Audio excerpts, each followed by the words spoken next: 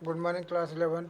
आज हम अकाउंट्स का चैप्टर नंबर वो फिफ्थ पढ़ रहे हैं। इसके पहले मैंने आप लोगों को बताया था कि जर्नल एंट्रीज क्या होती हैं, अकाउंट्स क्या होते हैं और जर्नल एंट्री करने के नियम क्या होते हैं। मैंने आपको इसके पहले जो है वो अकाउंट्स यानी कि खातों के क्लासिफिकेशंस के बारे में बताया था और इसके ट्रेडिशनल जो कंडीशन थी वो बताई थी कि जैसे हमारे पास अकाउंट्स जो होते हैं वो दो प्रकार के होते हैं। एक होता है हमारे पास क्या व्यक्तिगत खाता होता है जिसमें डेबिट रिसीवर और क्रेडिट गिवर होता है, और एक होता है हमारे पास इम्पर्सनल जिसमें होता है हमारा एक रियल अकाउंट जिसमें डेबिट वाट कम्स इन और क्रेडिट वाट गोज आउट होता है। नाम मात्र के खातों में क्या होता है कि debit all expenses and losses और credit all income and gains होते हैं। अब ये तो हमारी कंडीशन क्या हो गई कि ये हमारी ट्रेडिशनल यानी कि ये परंपरागत पद्धति जो चली आ रही है। अब आज की जनरेशन के हिसाब से अगर मैं बात करूं तो एक आधुनिक पद्धति हमारे पास आई है जिसके अंतर्गत खातों को क्या है 5 प्रकार में बांट दिया गया है। एक होता है असेट्स अकाउंट, एक होता है लाइबिलिटी अकाउंट, एक होता है कैपिटल अकाउंट, एक होता है रिवेन्यू अकाउंट और एक होता है एक्सपेंसेस अकाउंट। तो असेट्स अकाउंट की अगर बात करें तो इसमें अगर कोई भी असेट्स क्या होती है इंक्रीज़ होती है तो वो क्या होगी डेबिट होगी, और अगर कोई भी असेट्स क्या होती हैं डिक्रीज़ होती है तो वो क्या होगी क्रेडिट होगी। इसी प्रकार से लाइबिलिटी अगर हमारे पास क्या होती है इसी प्रकार से लाइबिलिटी अगर हमारी इंक्रीज़ होती है तो वो क्या होती है क्रेडिट हो जाएंगी, और अगर लाइबिलिटी क्या होती है डिक्रीज़ होती है तो वो क्या हो जाएंगी डेबिट हो जाएंगी। और कैपिटल अकाउंट्स के अंतर्गत अगर हम बात करें तो कैपिटल जो होती है अगर वो इंक्रीज़ हो रही है तो वो क्या होंगी डेबिट हो जाए क्रेडिट हो जाएंगी, और अगर वो डिक्रीज़ हो रही है तो क्या हो जाएगी डेबिट हो जाएगी, क्योंकि कैपिटल अकाउंट भी हमारा एक प्रकार का लाइबिलिटी होता है। ठीक है। उसके बाद आगम्स की अगर बात करें रिवेन्यू इनकम जितनी भी होगी अगर इंक्रीज़ हो रही है, एक्सपेंसेस अगर इंक्रीज़ हो रहे हैं तो वो डेबिट हो जाएंगे, और अगर ये डिक्रीज़ हो रहे हैं तो वो क्रेडिट हो जाएंगे। इसी प्रकार से हमारे एक्सपेंसेस होते हैं, रिवेन्यू मतलब हमारी इनकम होती है और एक्सपेंसेस हमारे क्या होते हैं खर्च होते हैं। तो इसमें क्या होता है अगर रिवेन्यू हमारी इंक्रीज़ हो रही है तो वो क्रेडिट होंगी, और डिक्रीज़ अगर हो रही है तो वो क्या होती है डेबिट होती है। अब यहाँ पर कंपैरिजन अब बहुत अप्रोच देकर रखा है कि दोनों ही कंडीशन यानी कि जो हमारी दो अप्रोच है, एक तो ट्रेडिशनल और एक है हमारी मॉडर्न, दोनों में अंतर क्या है, दोनों का कंपैरिजन क्या है। तो इसमें सबसे पहले व्यक्तिगत खाते आते हैं। इसमें क्या होता है कि ट्रेडिशनल में debtors creditor loan capital bank prepaid expenses outstanding expenses accrued income unaccrued income और एडवांस इनकम, ये सब चीज़ें इसके अंतर्गत आती हैं। इसमें असेट्स अकाउंट आते हैं, लाइबिलिटी अकाउंट आते हैं और कैपिटल, ये तीनों चीज़ें अलग अलग हो गई। जिसमें हम व्यक्तिगत खाते में सारी चीज़ें ले रहे हैं, उनको हमने क्या कर दिया है इसके अंतर्गत अलग अलग चीज़ों में बांट दिया है। इसके आगे अगर हम बात करें तो हमारा नेक्स्ट होता है वास्तविक खाते। इसमें क्या होता है कि असेट्स सारी असेट्स की बात की जाती हैं, और इसमें संपत्ति खाते जो होते हैं वास्तविक, इसको संपत्ति खाते के नाम से जाना गया है और इसको वास्तविक खाते के नाम से जाना गया है। आय व्यय खाते में हमारे पास सारे एक्सपेंसेस आते हैं और सारी इनकम आती है। इसमें दो कंडीशन कर दी गई है, एक होता है रिवेन्यू और एक होता है एक्सपेंसेस। अब जब हम जर्नल एंट्री बनाएंगे तो जर्नल एंट्री के जैसा कि मैंने आपको पहले ही बताया था कि इसमें 5 अकाउंट्स होते हैं, 5 कॉलम होते हैं। एक होता है डेट का कॉलम होता है, एक पर्टिकुलर कॉलम होता है, एक लेज़र फॉल होता है, और एक होता है अमाउंट डेबिट और एक होता है अमाउंट क्रेडिट। अब इसमें हमें क्या लिखना रहता है, पाँचों जो स्तंभ है यानी कि पाँचों जो कॉलम है इसमें हमें क्या लिखना है। तो पहले कॉलम में हमें जिस समय हमने ये ट्रांजेक्शन किया है उस उसका डेट एंड मंथ वहाँ पर लिखा जाता है। सेकेंड कॉलम में हम उसे डेबिट और क्रेडिट के नाम से लिखते हैं। इस स्तंभ में हमें जो भी लेन देन करना है अर्थात उन दोनों खातों के नाम और लिखने हैं और उन्हें डेबिट और क्रेडिट करना है। थर्ड स्तंभ में हम लेज़र फोलियो होते हैं यानी कि इसका जो लेजर नंबर हम जो हमारी अकाउंट्स में दर्शाएंगे वो हम यहाँ पर लिखते हैं। उसके बाद फोर्थ कॉलम में डेबिट अमाउंट लिखी जाती है और फिफ्थ अमाउंट में कॉलम में क्रेडिट अमाउंट लिखी जाएगी।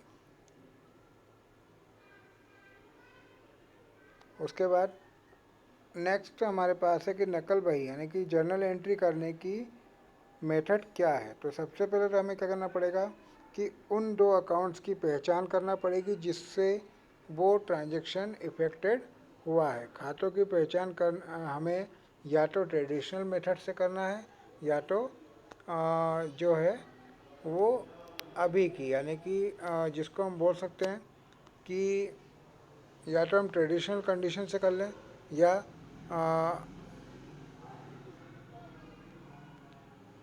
जिसका हम सेकंड पॉइंट अगर बात करें ट्रेडिशनल मेथड, या एक हमारे पास जो होती है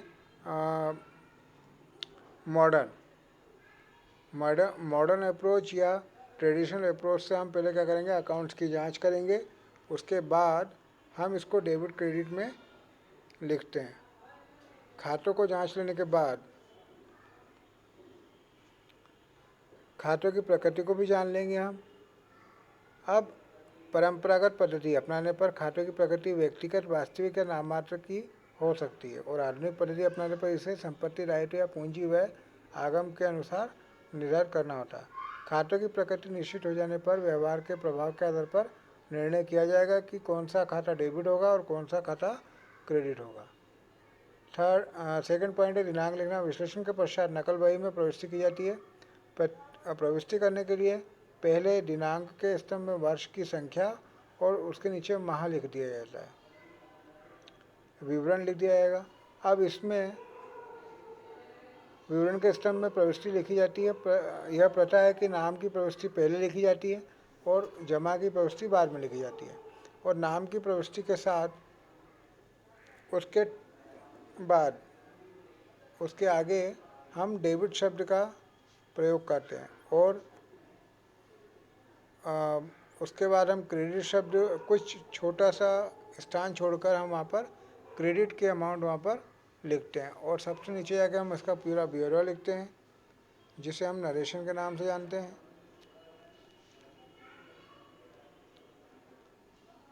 अब मैं आपको बताता हूँ कि माल खाते का विभाजन कितने प्रकार से किया जाता है। माल खाता जो होता है वो 6 प्रकार से किया जाता है। सबसे पहले हम बात करें purchase account, sales account, purchase return, sales return, goods sent on consignment और स्टॉक अकाउंट। परचेस अकाउंट के अंतर्गत क्या होता है, जो भी माल हम नगद खरीदते हैं या उधार खरीदते हैं, मतलब कि जो हमारा रॉ मटेरियल होता है उसे हम परचेस अकाउंट के अंतर्गत लिखते हैं। और सेल्स अकाउंट जो हमारा फिनिश गुड्स होता है उसको चाहे हम नगद बेचें या उधार बेचें वो हमारा सेल्स अकाउंट के अंतर्गत आता है। परचेस रिटर्न जो माल हमने ख़रीदा है अगर उसमें कोई इफेक्ट होता है तो या डिफेक्ट होता है तो हम उसको क्या कर देते हैं, वापस कर देते हैं।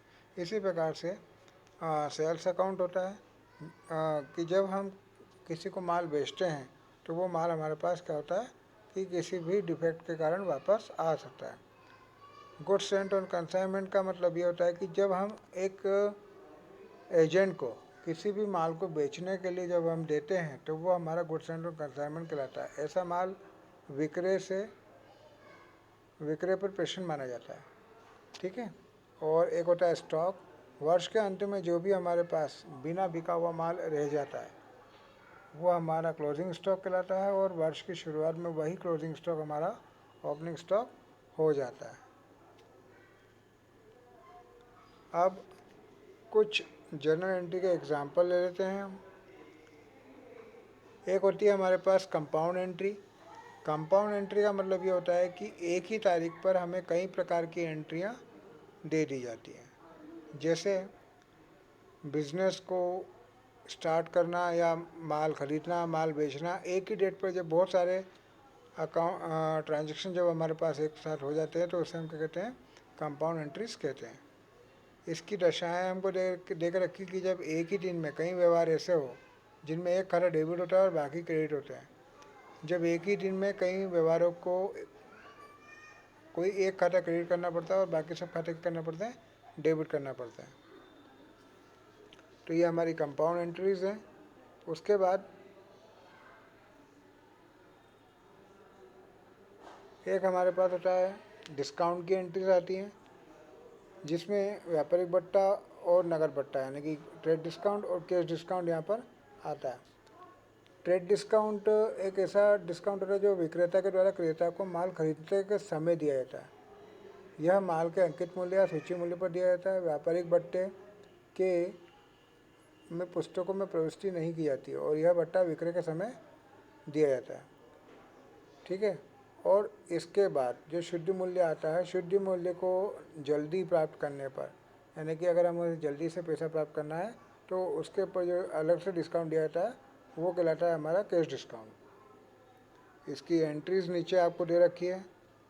उसके अलावा हमारे पास और भी कई प्रकार की एंट्रीज आपको दे रखी है, जैसे जब माल दान में देंगे तो क्या एंट्री होगी हमारे पास, और उसके बाद माल दान में देने के बाद जैसे माल अगर चोरी जाता है, निजी बेकरे निकालते हैं तो क्या एंट्री आपको करना है, नमूने के तौर पर क्या एंट्री करना है, और अगर किसी को लोन देते हैं तो क्या एंट्री करना है। कुछ कुछ थर्ड नंबर, 4 नंबर, 5 नंबर में कुछ एंट्री रहती है ऐसी है जहाँ पर क्या होता है कि परचेस अकाउंट हमारा क्रेडिट होता है। नॉर्मली परचेस अकाउंट हमेशा क्या होता है आपका डेबिट होगा, लेकिन ये कुछ कंडीशंस हैं जहाँ पर परचेस अकाउंट क्रेडिट हो सकता है। उसके बाद है और भी कई प्रकार की एंट्रीज आपको ये लिखी हुई है यहाँ पर एग्जाम्पल के तौर पर। ठीक है। तो आप लोगों को अब होमवर्क के तौर पर ये बैंकों की कुछ कंडीशंस हैं कि बैंकों में कौन कौन सी एंट्रीज करना रहती हैं आपको। बैंक के ट्रांजैक्शन जब होंगे तो ये उनकी एंट्रियाँ जब लिखी हुई है कि जैसे चेक द्वारा भुगतान करने पर क्या क्या कंडीशन है, कि अगर कोई व्यक्ति का चेक अगर विड्रॉ होता है तो क्या कंडीशन है, ये सारी चीज़ें आपको यहाँ पर लिखी हैं। एग्ज़ाम्पल के तौर पे अब आप लोग क्या करेंगे कि सारे के सारे ये एंट्रीज़ को एक एक बार पढ़ेंगे और इसके एग्ज़ाम्पल के सवाल करने की कोशिश करेंगे। अगर आप लोगों से सवाल नहीं बनते हैं तो आप मेरे यूट्यूब चैनल पर मुझे कमेंट करके सवालों के बारे में पूछ सकते हैं। जर्नल करने के कुछ नियम यहाँ पर दिए हुए हैं, ये आप ज़रूर पढ़ लें। Thank you.